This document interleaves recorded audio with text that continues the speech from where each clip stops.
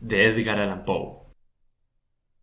Es verdad, soy muy nervioso, horrorosamente nervioso, siempre lo fui. Pero, ¿por qué pretendéis que esté loco? La enfermedad ha aguzado mis sentidos, sin destruirlos ni embotarlos.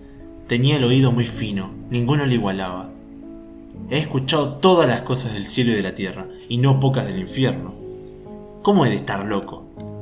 Atención, ahora veréis con qué sano juicio y con qué calma puedo referirles toda la historia. Me es imposible decir cómo se me ocurrió primeramente la idea. Pero, una vez concebida, no pude desecharla ni de noche ni de día. No me proponía objeto alguno ni me dejaba llevar de una pasión. Amaba al buen anciano, pues jamás me había hecho daño alguno, ni menos insultado. No envidiaba su oro, pero tenía en sí algo desagradable. Era uno de esos ojos, sí, esto es, se asemejaba al de un buitre y tenía el color azul pálido. Cada vez que este ojo fijaba en mí su mirada, se me helaba la sangre en las venas, y lentamente, por grados, comenzó a germinar en mi cerebro la idea de arrancar la vida al viejo, a fin de librarme para siempre de aquel ojo que me molestaba. He aquí el quid. Me creéis loco, pero advertid que los locos no razonan. Si hubieras visto con qué buen juicio procedí, con qué tacto y previsión y con qué disimulo puse manos a la obra. Nunca había sido tan amable con el viejo como durante la semana que precedió el asesinato. Todas las noches, a eso de las 12, levantaba el picaporte de la puerta y la abría. Pero, ¡qué suavemente! Y cuando quedaba bastante espacio para pasar la cabeza, introducía una linterna sorda bien cerrada para que no filtrase ninguna luz y alargaba el cuello. ¡Oh! Os hubieras reído al ver con qué cuidado procedía. Movía lentamente la cabeza, muy poco a poco, para no perturbar el sueño del viejo. Necesitaba al menos una hora para adelantarla lo suficiente a fin de ver al hombre echado en su cama. Ah, un loco no habría sido tan prudente. Y cuando mi cabeza estaba dentro de la habitación, levantaba la linterna con sumo cuidado. Oh, con qué cuidado, con qué cuidado. Porque la charnela rechinaba. No la abría más de lo suficiente para que un imperceptible rayo de luz iluminase el ojo de buitre. Hice esto durante 7 largas noches, hasta las 12, pero siempre encontré el ojo cerrado. Y, por consiguiente, me fue imposible consumar mi obra. Porque no era el viejo lo que me incomodaba, sino su maldito ojo. Todos los días, al amanecer, entraba atrevidamente en su cuarto y le hablaba con la mayor serenidad, llamándole por su nombre con tono cariñoso y preguntándole cómo había pasado la noche. Ya veis, por lo dicho, que debería ser un viejo muy perspicaz para sospechar que todas las noches hasta las 12 le examinaba durante su sueño. Llegada la 8ª noche, procedí con más precaución aún para abrir la puerta. La aguja de un reloj se hubiera movido más rápidamente que mi mano. Mis facultades y mi sagacidad estaban más desarrolladas que nunca, y apenas podía reprimir la emoción de mi triunfo. Pensar que estaba allí, abriendo la puerta poco a poco, y que él no podía ni siquiera soñar en mis actos, esta idea me hizo reír. Tal vez el durmiente escuchó mi ligera carcajada, pues se movió de pronto en su lecho como si se despertase. Tal vez creeréis que me retiré. Nada de eso. Su habitación estaba negra como un pez, tan espesas eran las tinieblas, pues mi hombre había cerrado herméticamente los postigos por temor a los ladrones, y, sabiendo que no podía ver la puerta entornada, seguí empujándola más, siempre más. Había pasado ya la cabeza y estaba a punto de abrir la linterna, cuando mi pulgar se deslizó sobre el muelle con que se cerraba y el viejo se incorporó en su lecho exclamando: ¿Quién anda ahí? Permanecí inmóvil sin contestar. Durante una hora me mantuve como petrificado, y en todo este tiempo no le vi echarse de nuevo. Seguía sentado y escuchando como yo lo había hecho noches enteras. Pero he aquí de repente oigo una especie de queja débil, y reconozco que era debida a un terror mortal. No era de dolor ni de pena. No. Era el ruido sordo y ahogado que se eleva del fondo de un alma poseída por el espanto.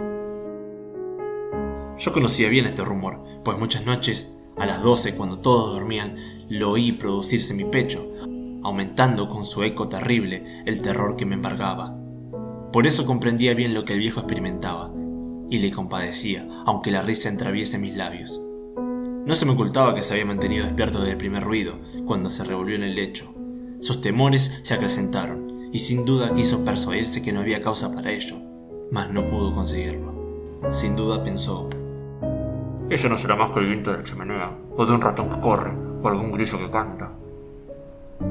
El hombre se esforzó para confirmarse en estas hipótesis, pero todo fue inútil. era inútil, porque la muerte que se acercaba había pasado delante de él con sus negras sombras, envolviendo en ella a su víctima. Y la influencia fúnebre de esa sombra invisible era la que le hacía sentir, aunque no distinguiera ni viera nada, la presencia de mi cabeza en el cuarto. Después de esperar largo tiempo con mucha paciencia, sin oírle echarse de nuevo, resolví entreabrir un poco la linterna, pero tan poco, que casi no era nada. La abrí tan cautelosamente que más no podía hacer, hasta que al fin un solo rayo pálido, como un hilo de araña, saliendo de la abertura se proyectó en el ojo de buitre. Estaba abierto, muy abierto, y no me enfurecí apenas la miré. Le vi con la mayor claridad, todo entero, con su color azul opaco, y cubierto con una especie de velo hediondo que heló mi sangre hasta la médula de los huesos. Pero esto era lo único que había de la cara o de la persona del anciano, pues había dirigido el rayo de luz como por instinto hacia el maldito ojo. ¿No os he dicho ya que lo tomáis por locura no es sino un refinamiento de los sentidos?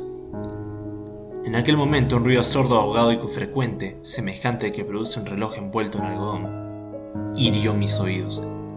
Aquel rumor, lo reconocí al punto, era el latido del corazón del anciano, y aumentó mi cólera, así como el redoble del tambor sobreexcita el valor del soldado. Pero me contuve y permanecí inmóvil, sin respirar apenas y esforzándome en iluminar el ojo con el rayo de luz. Al mismo tiempo, el corazón latía con mayor violencia, cada vez más precipitadamente y con más ruido. El terror del anciano debía ser indecible, pues aquel latido se producía con redoblada fuerza cada minuto. ¿Me escucháis atentos? Ya os he dicho que yo era nervioso, y lo soy en efecto. En medio del silencio de la noche, un silencio tan imponente como el de aquella antigua casa, aquel ruido extraño me produjo un terror indecible. Por espacio de algunos minutos me contuve aún, permaneciendo tranquilo, pero el latido subía de punto a cada instante, hasta que creí que el corazón iba a estallar, y de pronto me sobrecogió una nueva angustia. Algún vecino podría oír el rumor. Había llegado la última hora del viejo. Profiriendo un alarido, abrí bruscamente la linterna y me introduje en la habitación. El buen hombre solo dejó escapar un grito, solo uno. En un instante le arrojé en el suelo. Reí de contento al ver mi tarea tan adelantada, aunque esta vez ya no me atormentaba, pues no se podía oír a través de la pared. Al fin cesó la palpitación, porque el viejo había muerto. Levanté las ropas y examiné el cadáver. Estaba rígido, completamente rígido. Apoyé mi mano sobre el corazón y le tuve aplicado en algunos minutos. No se oía ningún latido. El hombre había dejado de existir, y su ojo desde entonces ya no me atormentaría más. Si persistís en tomarme por loco, esa creencia se desvanecerá cuando os diga que precauciones adopté para ocultar el cadáver. La noche avanzaba y comencé a trabajar activamente, aunque en silencio. Corté la cabeza, después los brazos y por último las piernas. Enseguida arranqué 3 tablas del suelo de la habitación, deposité los restos mutilados en los espacios huecos y volví a colocar las tablas con tanta habilidad y destreza que ningún ojo humano, ni aun el suyo, hubiera podido descubrir nada de particular. No era necesario lavar mancha alguna, gracias a la prudencia con que procedía.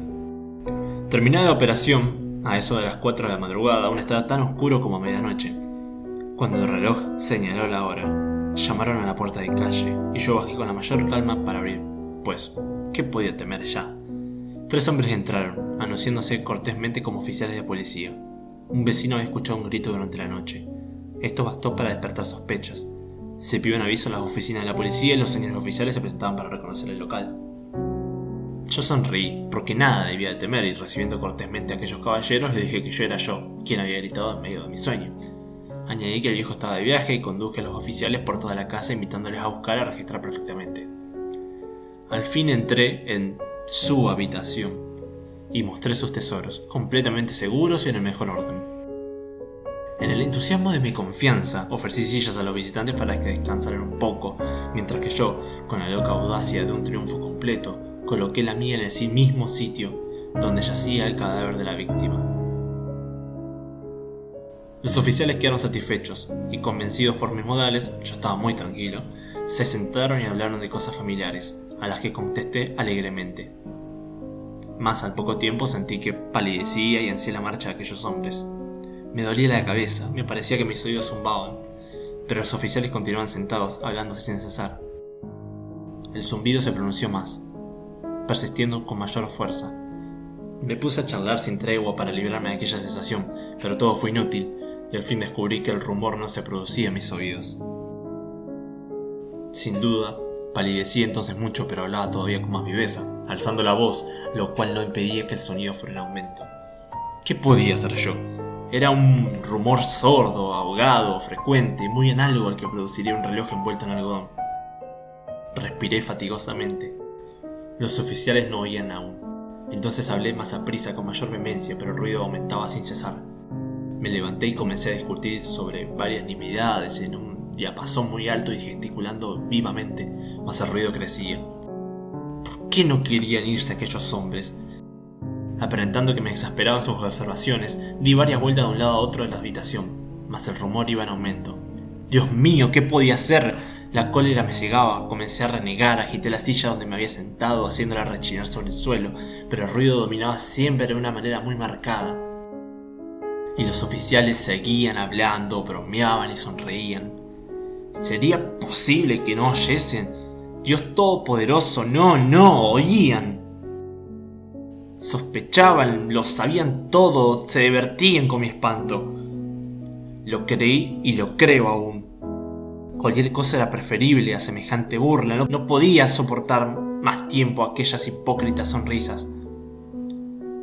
Comprendí que era preciso gritar o morir, y cada vez más alto, lo oís, cada vez más alto, siempre más alto.